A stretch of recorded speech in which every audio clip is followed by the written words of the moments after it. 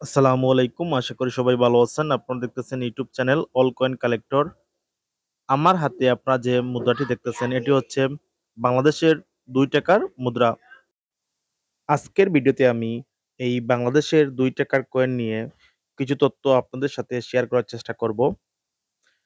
আপনি যদি আমার চ্যানেলে নতুন হয়ে থাকেন তাহলে নিচের সাবস্ক্রাইব বাটনটি থেকে সাবস্ক্রাইব করে নিন এবং পাশে থাকা বেল আইকনটি অন করে নিন।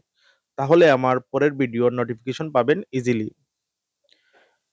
বিগত ২-৩ সপ্তাহ ধরে আমি অসুস্থ থাকার কারণে ভিডিও আপলোড দিতে পারি নাই। এখন থেকে রেগুলার ভিডিও আপলোড দেওয়ার চেষ্টা করব। ১৯৭১ সালে মহান মুক্তিযুদ্ধ হওয়ার আগ পর্যন্ত পাকিস্তানি রুপি ছিল বাংলাদেশের প্রচলিত মুদ্রা। বাংলাদেশের স্বাধীনতা অর্জনের পর ১৯৭২ সালে ৪ঠা মার্চ সর্বপ্রথম বাংলাদেশের মুদ্রার প্রচলন শুরু করা হয় এবং সরকারি মুদ্রার নাম রাখা হয় টাকা।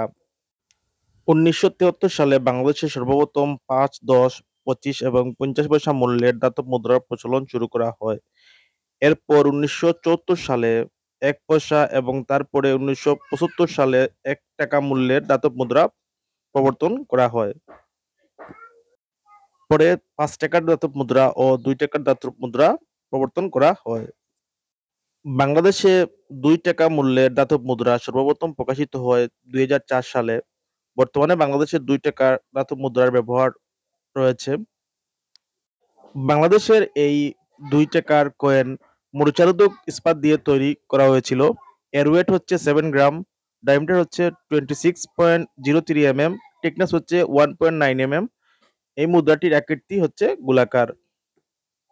বাংলাদেশের এই ২ টাকার কয়েনের একপাশের নকশা রয়েছে বাংলাদেশের জাতীয় প্রতীক ধানের শিপ দ্বারা দুটি পাশে সীমানাযুক্ত একটি ওয়াটার লিলি, উপরে চা পাতার ৩ পাতার ক্লোবার এবং ৪টি তারা, যা ১৯৭২ সালে বাংলাদেশের প্রথম সংবিধানের ৪টি মূলনীতি প্রতিনিধিত্ব করে: জাতীয়তাবাদ, ধর্মনিরপেক্ষতা, সমাজতন্ত্র এবং গণতন্ত্র।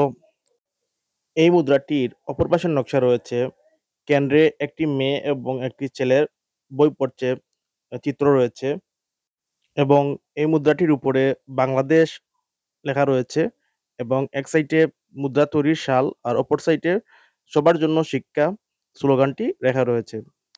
এই মুদ্রাটির নিচে লেখা রয়েছে ২ টাকা, বাংলাতে লেখা রয়েছে।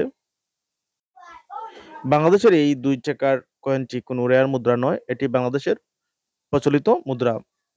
এর প্রচলন এখনো বাংলাদেশে রয়েছে।